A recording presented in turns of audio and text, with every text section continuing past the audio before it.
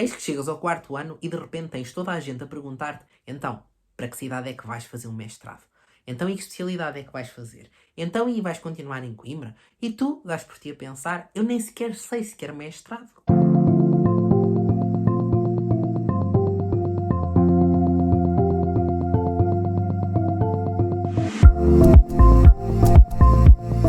Olá a todos e a todas, sejam muito bem-vindos a mais um vídeo do canal. Se ainda não me conheces, o meu nome é Diogo e sou estudante de mestrado em Direito aqui na Faculdade de Direito da Universidade de Coimbra. Já não nos falamos há muito tempo, é verdade, muito em parte por causa do mestrado também, que isto também dá um certo trabalho. Também andei a trabalhar, também andei a fazer 31 mil coisas, para além de, enfim, umas complicações na vida também, que de vez em quando também acontecem. Mas agora as coisas já estão a voltar um pouco mais à normalidade, por isso decidi voltar a fazer vídeos, decidi voltar a partilhar convosco estas experiências, como o vídeo de hoje, especificamente. Como é que é esta coisa de estar no mestrado em Direito? Quais é que são as diferenças em relação à licenciatura? Quais é que foram as principais dificuldades? Enfim, partilhar tudo isso convosco. Em primeiro lugar, porque é que eu escolhi este mestrado? Dizer-vos que eu sempre tive uma filosofia que, se eu tenho que escolher algo e eu não tenho 100% de certezas do que é que eu quero específico, exato, daquilo que eu tenho que escolher, então eu escolho a opção que mais portas abertas me deixa.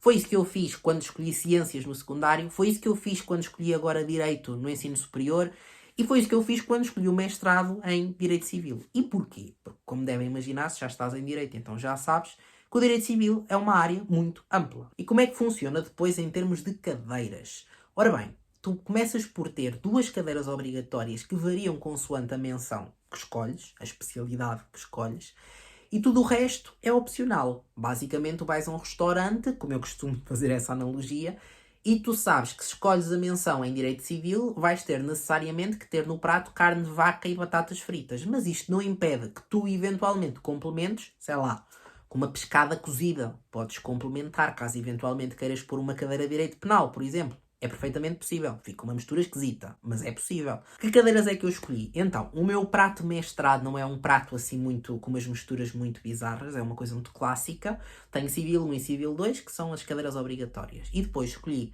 Direito Processual Civil 2. Nota que aqui não é exatamente como na licenciatura, ou seja, tu não precisas ter o 1 para ter o 2. O 1 e 2 é só para distinguir que são duas cadeiras diferentes, com dois regentes diferentes e com temas diferentes. Depois, em termos de cadeiras semestrais, escolhi Direito à Proteção do Consumidor e Direito e Processo da Família, no segundo semestre.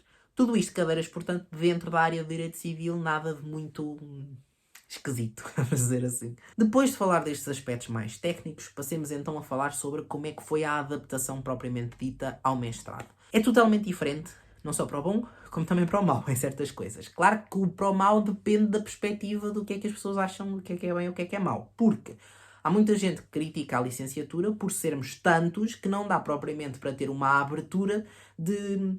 Mesmo em termos de modelos de avaliação que seriam mais interessantes, não, com tanta gente é impossível fazer modelos de avaliação como seria desejável, certo? E o que é que acontece? No mestrado, como somos turmas muito mais pequenas, é muito mais fácil ter modelos de avaliação que promovam a interação entre professores e alunos e entre alunos.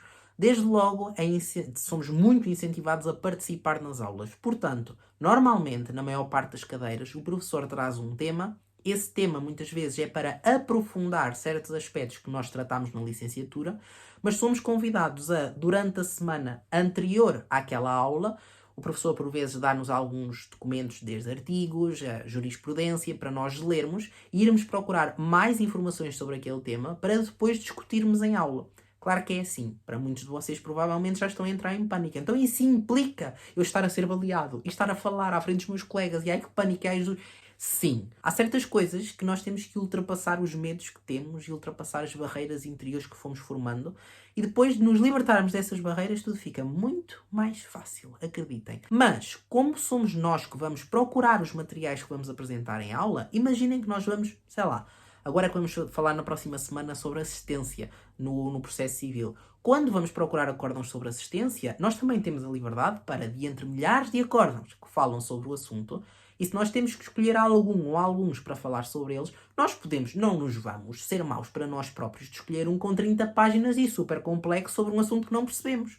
Também temos a liberdade de escolher um que seja mais acessível e assim podemos participar na mesma, mas temos muito mais à vontade, porque dominamos aquilo que estamos a tratar. O acórdão tinha, por exemplo, 5 ou 6 páginas e vocês perceberam tudo. Em termos de avaliações, as avaliações são feitas, na maior parte das cadeiras, por papers. Ou seja, nós temos que fazer um artigo, uma espécie de um artigo final da cadeira. Na maior parte delas é no máximo de cerca de 20 páginas, não mais do que isso. Esses artigos que escrevemos podem também ser publicados, o que acaba por ser uma mais-valia para criar currículo para quem quer seguir a carreira académica, mas também para se eventualmente quer seguir a advocacia ou a magistratura, ter um artigo publicado também é algo que faz currículo, certo? Como é que foi para mim essa adaptação ao falar em público, ao investigar por mim? É assim, talvez seja surpreendente para alguns de vocês, porque se calhar imaginam que se eu estou aqui tão à vontade a falar à frente da câmara, provavelmente sou assim muito à vontade para falar em público, mas a verdade é que não, porque eu neste momento eu estou a falar para um telemóvel no meu quarto sozinho e esqueço-me que desse lado estão pessoas a ouvir, muitas pessoas, não me esqueço que estão pessoas, mas esqueço-me que estão muitas pessoas e para mim mais do que 3 pessoas já são muitas pessoas. E isso faz com que também para mim tenha sido difícil a questão do falar em público. Então eu encontrei certas estratégias para ficar menos nervoso com essa ideia de falar em público. Uma delas é ficar sentado nos lugares da frente, porque assim como eu estou próximo do professor, eu esqueço-me que estão todos os outros colegas à volta. Então sinto como se estivesse numa avaliação oral, que não é uma coisa que não nos cause stress, não é? Causa bastante stress, mas é mais leve do que estar a falar para uma turma inteira de 20 pessoas, não é? Para o professor e uma turma inteira de 20 pessoas. O que foi um pouco mais difícil e continua a ser difícil é, sobretudo, para quem não tem ainda uma ideia definida, como eu vos disse no início, que não tenho, ainda não tenho, do que é que pretendo fazer em termos de futuro, de investigação futura. O meu problema não é não saber o que fazer por não gostar de nada. O meu problema é não saber o que fazer por gostar de tudo. E então eu basicamente tanto me via a fazer investigação em direito internacional privado, como me via em direitos reais, como me via em direito às obrigações, como me via em processo civil, como me via em tudo isso e depois nos temas concretos também. Então para mim tem sido particularmente difícil agarrar-me a um tema. E principalmente quando, pelos vistos, nós temos que escolher tema e orientador até maio, imaginem como é que eu estou, portanto, muito aliviado na situação em que estou atualmente, não é? Pronto. Porque eu no início do mestrado ficava em choque como é que tinha alguns colegas meus que já sabiam o que é que queriam investigar na tese, que tipo de tema é que queriam ter e tudo. Eu não tinha nada disso. Outra dificuldade que eu tive foi na procura de bibliografia. E acreditem que eu só comecei a dar um passo em frente de ultrapassar esta dificuldade muito recentemente. Toda a gente falava na VPN da faculdade. Nós conseguimos aceder à VPN e para a partir de casa fazermos download de artigos, de bases de dados que a faculdade tem o acesso. E a verdade é que eu ouvia toda a gente a falar na VPN e eu demorei algum tempo a perceber essa questão toda da VPN, onde encontrar os tais artigos. Agora já me orientei um pouco melhor, ok? Já estou mais orientado. Mas no início era outra situação que eu ficava um pouco para onde é que eu me viro, como é que isto funciona, não percebo nada disto. Eu acho que essa foi uma grande dificuldade que eu encontrei no mestrado. Outra coisa muito importante a ter em conta dos mestrados, e isto é uma coisa boa, é que as notas que conhecemos das licenciaturas não têm nada a ver com as notas que encontramos depois no mestrado, certo? Tenham em consideração, por exemplo, que no mestrado ter um 14 na licenciatura era uma grande nota, no mestrado um 14 já não é uma nota assim tão boa. No mestrado já dão 17 e 18 com relativa facilidade, portanto um 13, 14 no mestrado é realmente uma nota muito baixa. Desde que seja um trabalho bem feito, desde que haja vontade da pessoa investigar, saber mais sobre o tema, e notem também, o indicado para alguém que pensa ir para o mestrado científico é alguém que gosta de perceber os porquês.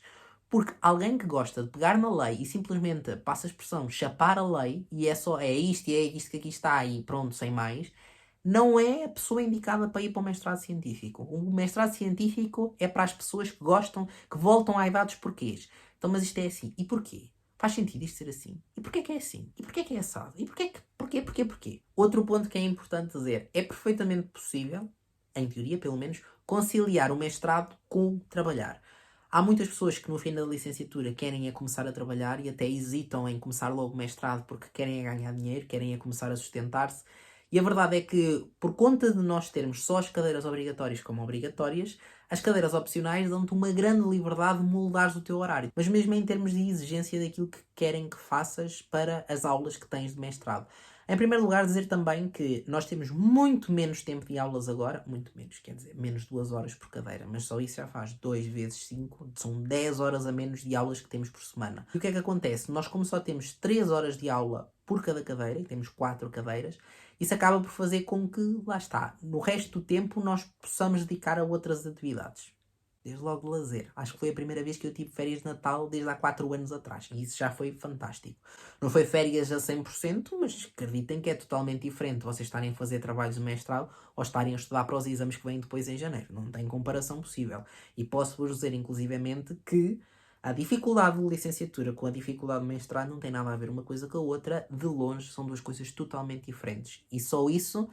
Para quem anda a desesperar com a licenciatura, pensem que não estão a sair de um poço para se meterem noutro. Ou melhor, se calhar estão, mas não é um poço tão fundo, vamos dizer assim. Outra coisa muito interessante é que, enquanto na licenciatura nós estamos habituados a, ok, num determinado assunto há uma divergência doutrinal. O doutor X defende isto, o doutor Y defende aquilo.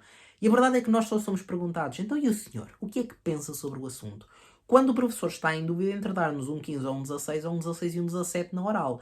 Isso faz com que nós pensemos muito pouco pela nossa cabeça, ou talvez até pensemos, mas não sejamos perguntados sobre isso. Ao contrário do que acontece em mestrado. Em mestrado, de repente, as aulas em que nós somos convidados a participar, o que é que os senhores pensam? O que é que os senhores acham? Qual é que é a vossa opinião sobre o assunto? E fundamentem. Mas agora também tenho que me assumir como culpado, porque este é o segundo mestrado que eu tirei. Eu também tirei mestrado em História, como falei, acho que falei noutro vídeo sobre História. E, portanto, é assim, há certas coisas que são totalmente diferentes, mas...